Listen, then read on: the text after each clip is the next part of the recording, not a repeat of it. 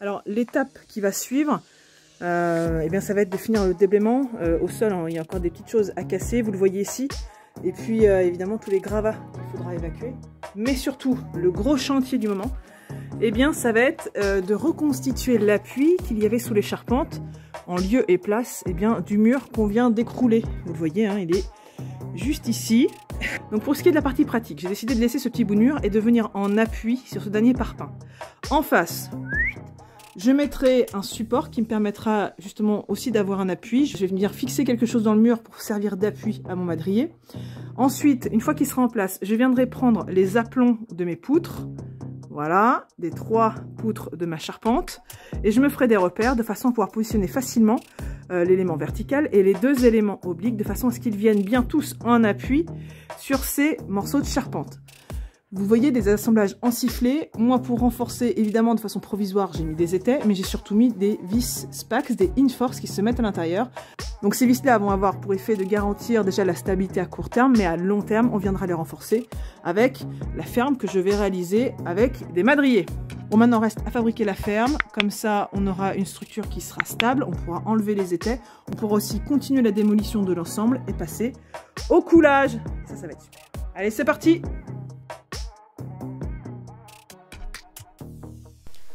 Allez, comme je vous le disais, on commence donc avec la préparation des points d'appui. Alors le premier, c'est assez simple, il suffit de déblayer les reliquats du mur. On avait volontairement justement laissé le dernier parpaing entier, se disant que ça ferait un appui idéal, ce qui était vraiment le cas. Donc vu que c'était notre point de repère, et bien après, petit niveau laser fixé avec les aimants intégrés sur une étai, ce qui nous a permis en face de savoir à quelle hauteur l'appui devait être installé. Bien sûr, il a fallu avant nettoyer les derniers ferraillages qui subsistaient, donc un petit coup de meuleuse et le tour était joué. Restait ensuite à découper à longueur l'entrée. Alors volontairement au début j'avais laissé un petit peu de gras me disant valait mieux que je coupe trop long que trop court. J'étais partie très optimiste avec une scie à main. On est vite venu à la tronçonneuse comme vous pouvez le voir. Parce que de toute façon, comme vous le verrez tout à l'heure, il suffisait pas non plus de juste fabriquer, il fallait aussi anticiper la façon dont on pourrait l'installer par la suite. Et cet élément-là, sachant qu'il ne pourrait monter que être installé qu'en étant positionné un petit peu en biais, je savais d'ores et déjà qu'il faudrait que je coupe un petit peu plus court, de façon à ce que je puisse facilement l'installer. Donc une fois que j'ai coupé l'entrée, en fait j'ai utilisé la chute de ce madrier, que j'ai découpé sur une face d'abord à la scie sous table, puis sur l'autre face ensuite, pour faire justement cet appui qui sera fixé dans les parpaings et qui me permettra d'avoir une équerre énorme, finalement, une équerre en bois maison, un support solide, stable et surtout assez large. Parce qu'en effet, comme je vous le disais tout à l'heure, je pouvais pas juste me dire que j'allais ouvrir le mur et me faire un intervalle dans le mur pour pouvoir installer ma charpente. Si j'avais fait ça, le bois aurait traversé la cloison qui était finalement assez mince. Donc c'était pas l'idée, donc j'ai pris cette chute de madrier, je l'ai percée avec une grande mâche hélicoïdale et l'avantage c'est que ça m'a permis ça m'a servi de trou pilote pour faire un pré-perçage avec le petit perfo et ensuite le perçage définitif avec les emplacements bien marqués. Donc voilà, il n'y a rien de bien compliqué, mais il faut quand même être suffisamment précis pour, vous le voyez, en haut, être après au niveau du niveau laser. Alors je mets un petit coup de soufflette pour une raison bien précise, c'est parce que j'ai décidé, une fois n'est pas coutume, de faire les ancrages avec du scellement chimique. Donc pour ça j'ai découpé à longueur des morceaux de tiges filetées. Alors pour pas les citer, ça vient de chez Fischer, j'en ai toujours à l'atelier, des tiges d'1 mètre que je peux découper à loisir selon les besoins. Je l'avais déjà fait pour fixer des étagères par exemple, vous m'avez vu déjà faire ça à de nombreuses reprises, et ça fonctionne super bien.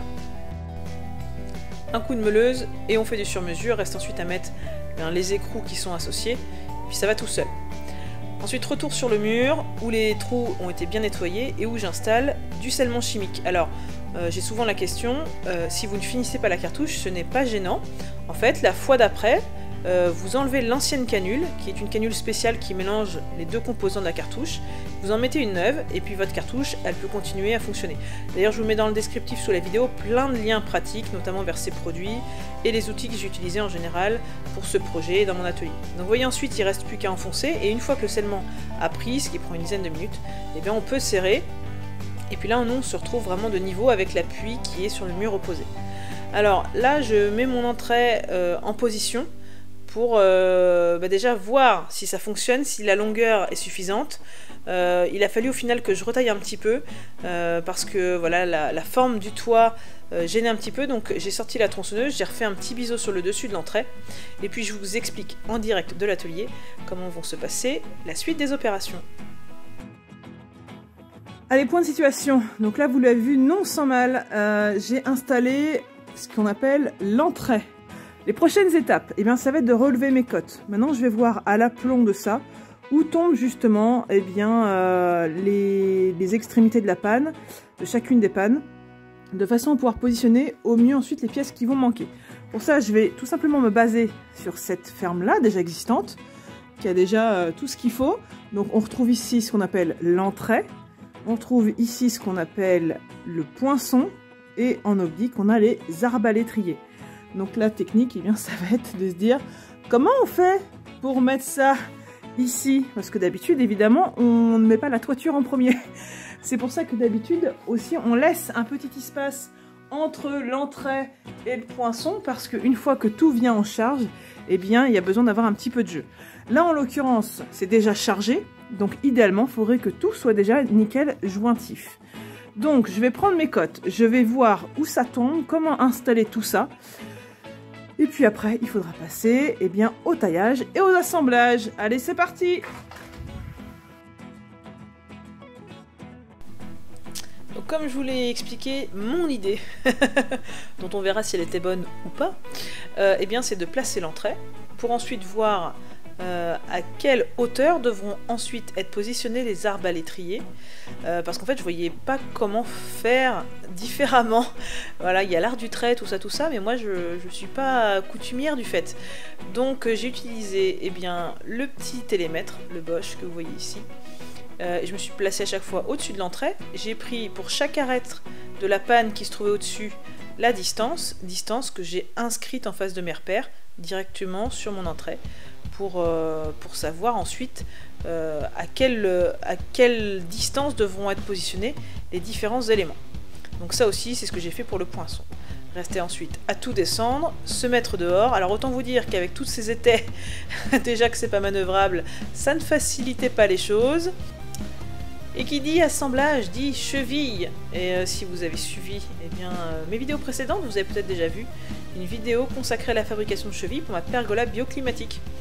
Donc eh bien, j'ai plus ou moins utilisé la même technique, si tant est que plutôt que d'utiliser une boîte à chevilles, eh bien cette fois-ci j'ai utilisé simplement ma presse d'établi avec une petite cale. Vous verrez tout à l'heure, ça fonctionne super bien. Donc la première étape, c'était à la scie ruban, j'ai dégrossi des carrelés. Ensuite, à la plane, j'ai fait une forme un peu ronde. Et puis vous le voyez, dans ma presse, j'ai mis une petite butée en contreplaqué qui était moins haute que la hauteur finie de ma cheville. Et puis après, il suffit, avec un rabot, eh bien, de tourner, et au fur et à mesure, eh bien, tailler des facettes qui vont faire une forme cylindrique. Alors, je savais à l'avance à quel diamètre j'allais percer mes assemblages pour mettre mes chevilles à tir. Donc, j'avais fait justement un trou témoin dans la pièce de bois que vous voyez sur l'établi, ce qui me permettait, eh bien, au fur et à mesure de mon façonnage, de vérifier si le diamètre convenait et à quel endroit, éventuellement, il fallait retirer un petit peu de matière. Donc voilà, c'est un travail qui se fait tranquillement. Il y a des chevilles qui se vendent dans le commerce, c'est aussi faisable d'en acheter. Mais moi, ça me tenait à cœur d'en faire. Et puis, ça permet de faire des jolis copeaux avec le rabot, ce qui ne gâche vraiment rien. Donc vous le voyez, quand en forçant, eh bien, la cheville, elle s'enfonce au moins à la moitié. Pour moi, c'est bon. Une petite forme un petit peu évasée au fond pour l'installer plus tard. Et puis, c'est un travail qui se fait en 5-10 minutes maximum. Donc, en dehors de l'entrée qu'on a déjà taillé tout à l'heure, il y a aussi les arbalétriers et le poinçon à tailler. Donc là, j'ai utilisé la radiale. C'était pas trop encombrant, donc ça nécessitait pas de sortir la tronçonneuse. Voilà, on soigne bien sûr la coupe à l'équerre, ce qui facilitera l'assemblage ultérieur.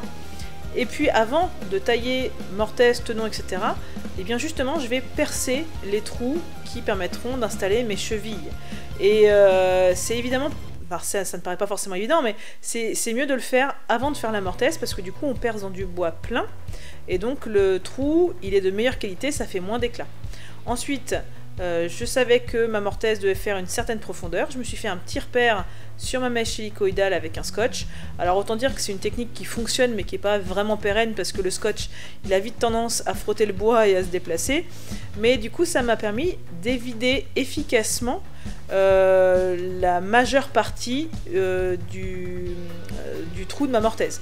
Donc je me suis fait des petits repères, j'ai percé à chaque coin, et puis après à l'intérieur j'ai évidé au maximum avant bien de soigner les vidages avec un ébauchoir, un ciseau à bois.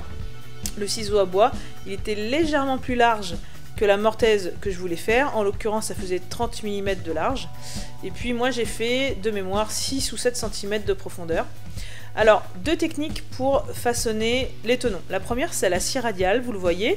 En fait, il suffit de verrouiller la profondeur de passe pour arriver au repère qu'on se sera préalablement fait sur le bois. On fait plusieurs stries et puis après, on enlève ça au ciseau, on fait ça au rabot, pas de problème.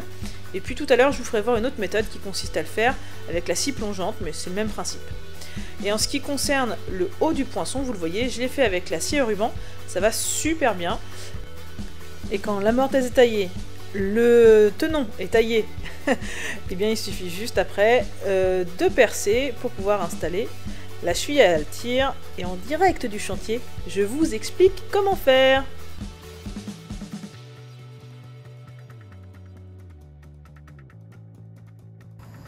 Bon les gens, petit point de situation. Alors vous l'avez vu, j'ai fabriqué des chevilles sur ma presse avec mon petit rabot qui va bien. Ces chevilles, je les ai installées uniquement de façon provisoire, en prenant bien soin de respecter le principe de la cheville à la tire, c'est-à-dire que l'écartement qui est ici est égal au diamètre de la cheville. Et puis j'ai percé un tout petit peu en décalé sur ce qui est ici, le poinçon, pour vraiment que ça vienne serrer les deux pièces ensemble. Donc le poinçon et l'entrée. Oh là là, j'apprends du vocabulaire. En ce qui concerne les arbalétriers, on dirait que j'ai fait ça toute ma vie, ce qui est loin d'être vrai. Donc je vous avais dit tout à l'heure que j'avais reporté ici l'aplomb de mes poutres, et puis j'avais aussi reporté la cote entre le haut de la poutre et entre le haut de l'entrée et le point de rencontre avec la poutre sur le toit. Donc j'ai positionné, vous voyez la chute dans laquelle je vais venir tailler mon arbalétrier, je l'ai positionné en dessous, et puis j'ai fait en sorte de bien respecter mes cotes. Donc là on est pas mal, et là 20,7, tac, on est pas mal aussi. Donc l'idée maintenant, ça va être de me faire un petit repère juste sur le positionnement. C'est pas un repère de découpe, un repère de positionnement ici. Tac, voilà, comme ça. Je sais exactement où ça va tomber. Ici, je vais faire pareil. Donc maintenant que je sais où ça va se positionner, avec quelle pente, en étant sûr, en théorie, que l'arbalétrier touchera bien sur les poutres, il va falloir que je fabrique les assemblages, que je taille mes assemblages. Encore pas mal de boulot, mais peut-être que ça pourrait marcher. Allez, c'est parti. Il faut tailler les arbalétriers. Donc comme je vous l'ai dit plus tôt dans la vidéo, mon idée c'est pas de tout révolutionner, c'est de m'inspirer de ce qui m'entoure, et en l'occurrence de la ferme qui est déjà présente dans la menuiserie. Et cette ferme là, l'entrée et l'arbalétrier se rejoignent avec un tenon avec embrèvement. Ça veut dire que y a une petite encoche, si vous voulez, qui va se faire dans l'entrée, donc sur la partie horizontale, et qui va permettre de faire une butée au tenon. Donc autant dire que c'est un assemblage qui est assez costaud et qui se place de lui-même. Et en complément, il y a une cheville qui va venir retenir tout ça. Pour faire cette découpe, vous le voyez, j'utilise la scie plongeante. Donc je m'arrête à mon repère et puis je passe en plusieurs fois sur les deux faces, parce que voilà, la pièce est assez haute et même s'il y a une grande hauteur de coupe, c'est pas suffisant pour tout enlever en un seul morceau. Donc je dégrossis systématiquement à la scie plongeante, déjà parce que ça fait une découpe propre et droite. Et puis après, je fais les petits détails, soit à la scie à main, soit au ciseau à bois, en fonction. Donc là, c'est la seconde méthode dont je vous parlais tout à l'heure et qui est assez similaire à celle que j'ai utilisée avec la scie radiale. Donc c'est pour faire le tenon, il suffit de régler la profondeur de coupe au niveau du repère qu'on aura prévu. Donc moi j'ai reporté la largeur de ma mortaise de 3 cm et puis je me suis fait un petit repère et je savais à quelle profondeur ma lame devait descendre. Je fais des stries en m'aidant de la règle et puis ça va tout seul en fait, ça fait un espèce de millefeuille qu'il suffit de casser. On peut le casser au ciseau à bois, à l'ébauchoir, peu importe. Et puis après on met un petit coup de rabot, puis on a une surface qui est suffisamment propre pour faire un assemblage convenable. Donc je fais aussi toujours un petit chanfrein moi sur les arêtes. Ça évite que ça se frotte, que ça se casse, peu importe. Donc même technique que pour la mortaise centrale. Je dégrossis toujours avec la mèche hélicoïdale, avec un petit repère pour ma profondeur. Et puis je finis à l'ébauchoir, au ciseau. Alors évidemment, les puristes auront des mortaiseuses, ce qui n'est pas du tout mon cas. Mais vous voyez, ça se fait quand même plutôt bien et c'est un petit jeu de patience.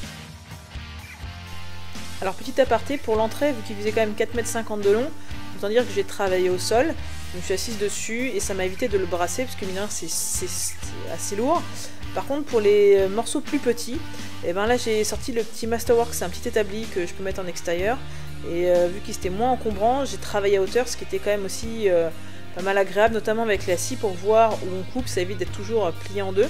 Donc voilà, il faut trouver une position de travail où on est confortable, il faut penser à affûter les outils, mais vous voyez, même sans avoir une très grande expérience, et ben on arrive quand même à faire des choses qui sont suffisamment propres.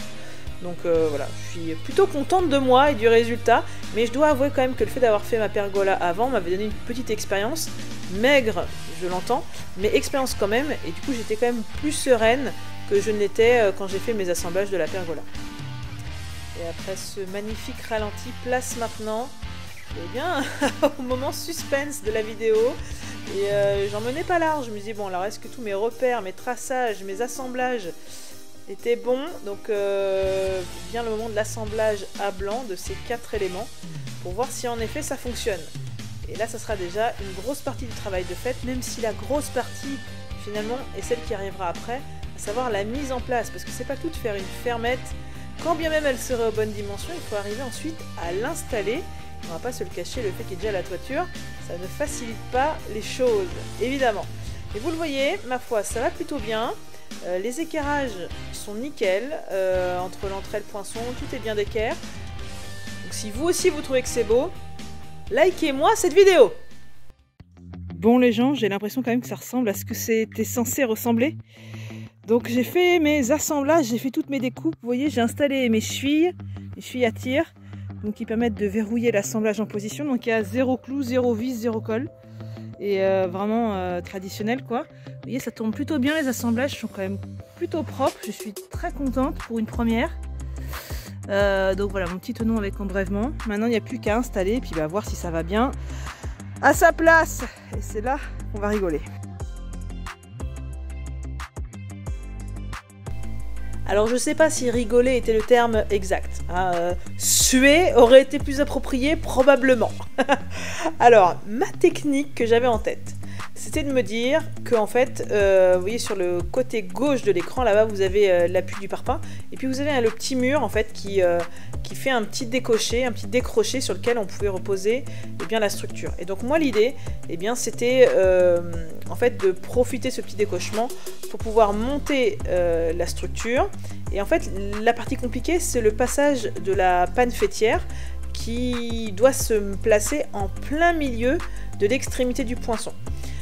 Et donc moi je me disais voilà, on va la monter tranquillement un petit peu en travers et puis on va arriver à mettre la structure en place et puis en fait à la monter comme il faut.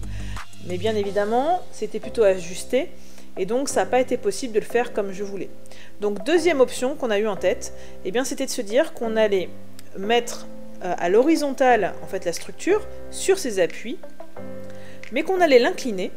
Et du coup, on va aller la remonter en l'inclinant. C'est pour ça que vous voyez, on a installé des sangles qui nous ont permis de pencher la structure. Voilà. Et puis une fois que la structure était penchée, on l'a mise sur ses supports. Et puis ensuite, on l'a redressée tranquillement pour que cette fois-ci, la panne fêtière soit bien positionnée dans l'intervalle qui était prévu à l'extrémité du poinçon. Donc on enlève tout ce qui est sangle, on sort la massette, on sort la masse, et on y va gaiement. Et ma foi, ça a très bien fonctionné. Mon idée, c'était vraiment d'avoir le moins de jeu possible entre ma fermette et les pannes, et pour cause, elle est censée servir de point d'appui. Donc moi, je voulais éviter au plus possible d'avoir besoin de mettre des petites cales pour rectifier tout ça.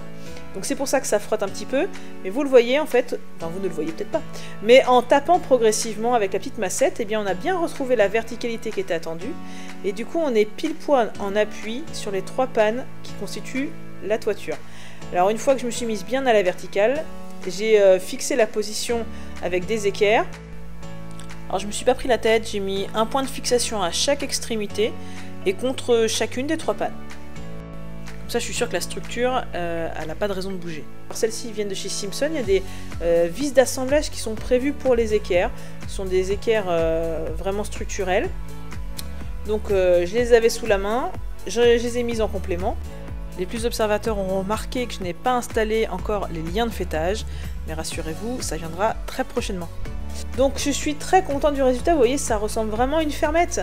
Et puis du coup, j'ai pu enlever les étais. Et qui dit plus d'étais, dit on peut vider l'atelier et péter la dalle. Alors rendez-vous au prochain épisode pour voir la suite. Et en attendant, je vous dis à très bientôt sur Copeaux & Co. Et surtout, n'oubliez pas, en plus de regarder d'autres vidéos, faites plein de copeaux. Bye bye!